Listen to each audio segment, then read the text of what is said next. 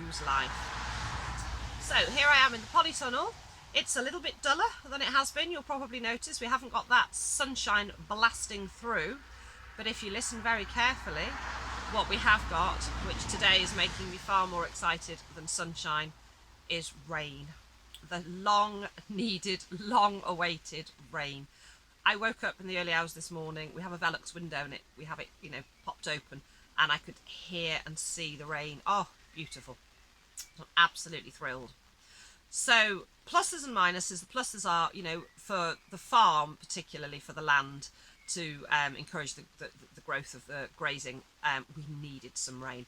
But also for the gardening, the ground, I'm sure, I've watched a few of you, and everybody's struggling at the moment. So yeah, absolutely thrilled that it's raining. So the outdoor beds, fantastic. It's really going to help to, go down into the soil, because at the moment I feel like I'm only surface watering, so this should really penetrate and get down. I've often said, with the polytunnel, one of the disadvantages is that you need to water more than you do outdoors, which is true. But actually, on a day like today, because it's there's the moisture content in the air and it's cooler, I will probably get away with watering less in here today. And if the weather stays like this for days, then once a day watering in the polytunnel is fine. Whereas when it's really, really hot, it's twice at least, and sometimes I'm having to water at lunchtime as well. But you do find when it's cooler and it's raining outside that it is, obviously it's cooler in here as well, but the moisture content in the atmosphere does help, so these beds don't dry out the same. So the downside of the rain, of course, with rain comes slugs. And one of my plans this week is to get my squash, which have been doing really well here in the polytunnel, and they're ready now to go outside. Now I've already got them on the bench outside. They've stayed out overnight, so they're starting to harden off, but I was planning to pop them actually into the ground.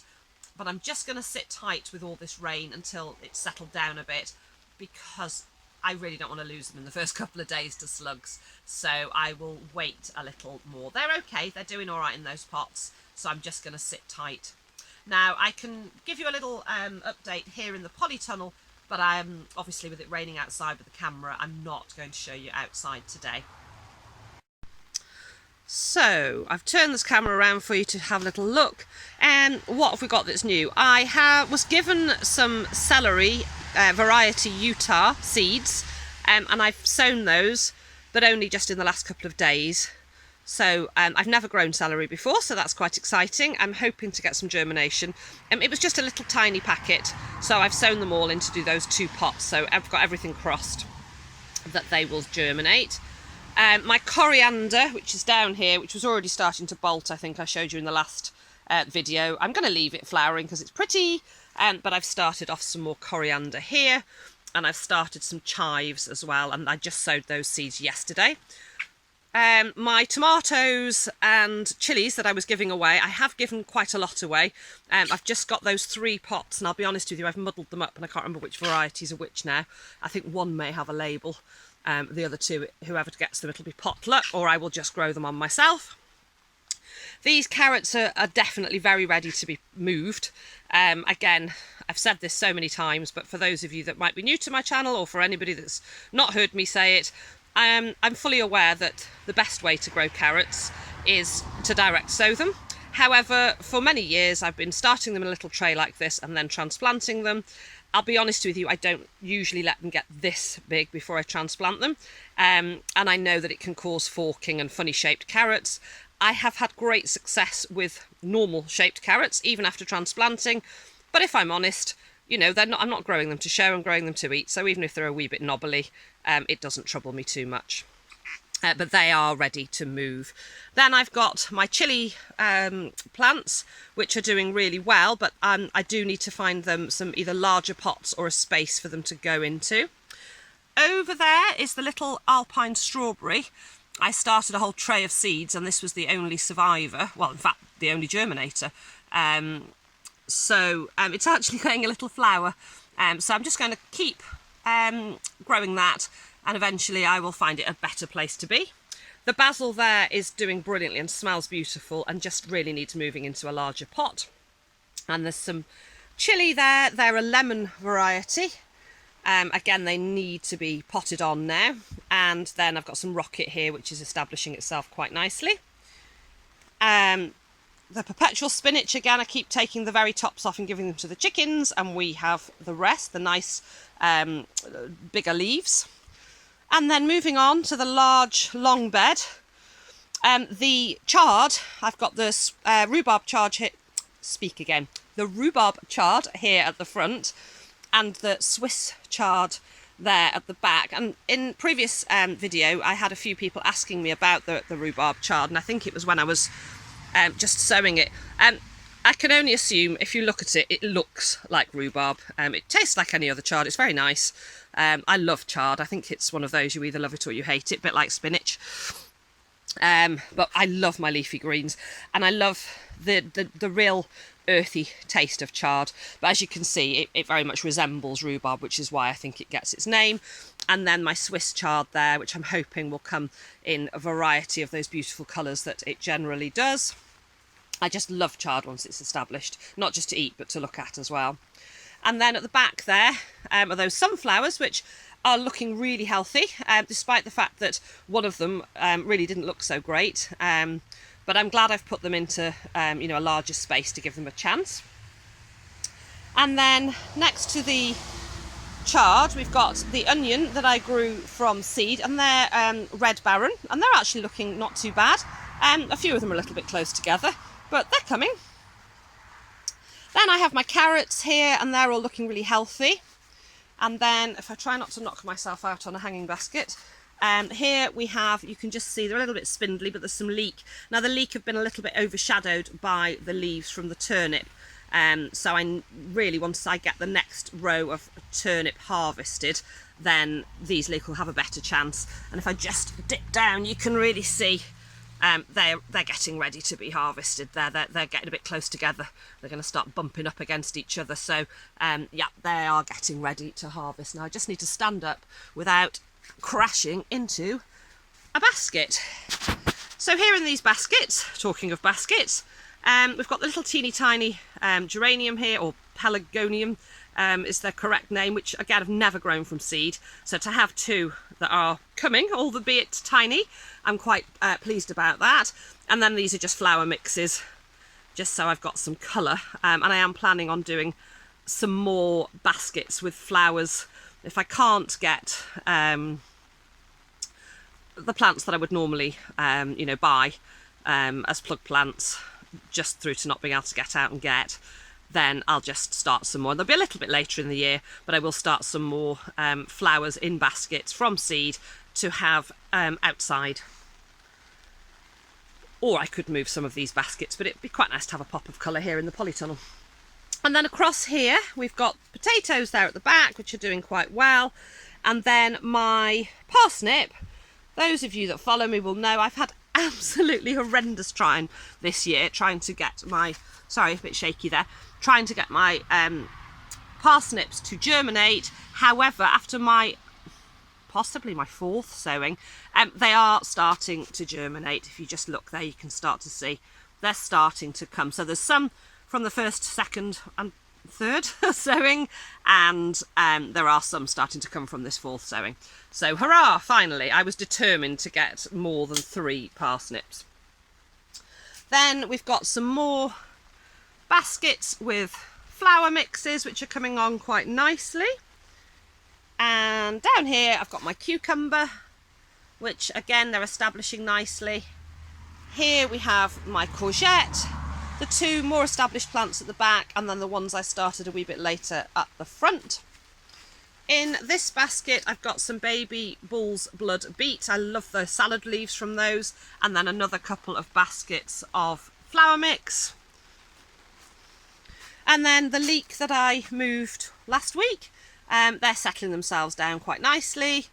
And then this celeriac here, which I've never grown before, and I think I started it a little bit early, and it sort of sat all winter, and now it's starting to it was establishing, and if I poke my finger down I can feel there's a root there, but I think it probably should have got bigger, but it's starting to flower.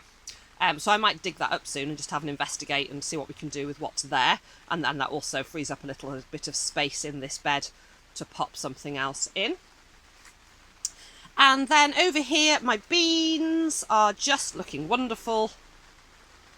That little spinach that wasn't doing is coming. The tomatoes looking great, and this little bucket of flour mix is really coming into its own, and I can't wait for the flowers to be established and you know, in flower. It's going to be really pretty. So as you can see, everything's establishing really well here inside the polytunnel. It's just too rainy for me to show you what's going on outside, so I'm going to have to save that for another day. But what I am going to show you, I can't show you it in action now, but I have got some footage of it that I took the other day, and I'm super excited about this. So as I've mentioned before, with having a polytunnel, sometimes it's really difficult to regulate the temperature in here, and it's been getting way too hot. So we've made a little investment, and I'm going to show you what that is. Ta-da! So here we have a solar powered, here's the panel, fan, and it's absolutely fantastic. So there's quite a long flex, and the solar panel itself just literally plugs straight into the fan. I can't show you it working at the moment because it's just too dull. So there's no stored energy. You can run it, the fan, from a battery, and you can also run it from your car, and I think you can possibly run it off the mains as well. It came with a whole load of stuff, but it was specifically, I wanted to use it in the polytunnel. I suppose it'd also be useful for camping and caravanning, that kind of thing, but I'm absolutely thrilled with it. So it was a little bit of an investment. It was £100, just short of £100, but money well spent if it saves everything from overheating. And I would say it's keeping the polytunnel a good 10 to 15 degrees lower with the fan on than without the fan. So as you can see, it's got various settings from 0, 1, 2, 3. It also has a timer on it. I haven't had the timer on. But there is a timer, I suppose, if you wanted to use that. I've literally just set it to switched it on to number 3, stuck my solar panel into the sun, and away we go. And I've been using it down this way. Once this door, I'm keeping this closed today, the temperature in here is 16.8 in the polytunnel today, and 12.5 degrees outside. Whereas, you know, it's been sort of 30-40 degrees in here during the daytime. So I'm keeping this door shut. But once the swing open door, as opposed to the slide at the other end, so once that door's been opened, I've been setting the fan here, taking the flex outside so I can pop the solar panel out. I've just been popping it on the floor, and that's been running all day, which I'm really thrilled with. And I will insert a little clip next of it running, I can't remember if it was yesterday or the day before.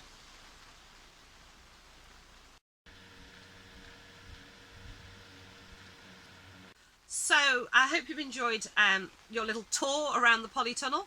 I'm really thrilled with the way everything's coming on. You know, really got some progress here. Can't wait to start. I mean, I love the growing process, but we're all grown for a purpose, aren't we? We're all grown for that end result, so we can start harvesting and eating and enjoying. So that's pretty much it, really. Now, one of the things I forgot to mention, so I will show you, is that while we were out, we went to our local independent garden centre, which also has a farm shop, yesterday, and it's the first time we've actually been out together somewhere since the lockdown. You may be aware that we live in North Wales, so the restrictions here, the only change is that we can actually go sort of 5 miles now to meet family. Unfortunately, my family are much further away than 5 miles, but we can do a little bit more travelling, and also they're accepting that if you live rurally, actually, you know, you're often 5 miles away from anything anyway. So we were able to just go a little bit further yesterday and pop to our, as I say, to the garden centre and farm shop. We bought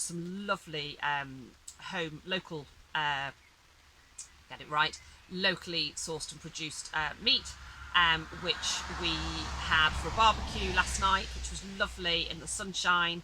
And what we also spotted, which I'm going all the way around the houses to tell you, is I bought some compost, and I will show you that compost before I end this video. But for now, all that remains to say is thank you so much for watching. I hope you're all well. I hope you're all getting some of this beautiful wet stuff falling out of the sky. I hope that you're enjoying your growing. I hope you're well, and I hope you're keeping safe. So thanks again for watching. Take care, and I'll see you all again soon. So just before I go, as I said, I noticed yesterday in our local independent garden centre this compost. It's from Westland. It's called New Horizon All Veg Compost, and it ticked so many boxes for me. It's naturally peat free, and it's organic, and it's specifically for vegetables. And I got 2 bags for £10, so I'm really thrilled with that. So I just wanted to show that to you. If anybody's used it and got any reports on it, do drop a comment in the comment section below. And obviously I will let you guys know how I get on with it. So thanks again for watching. Take care. See you soon. Bye.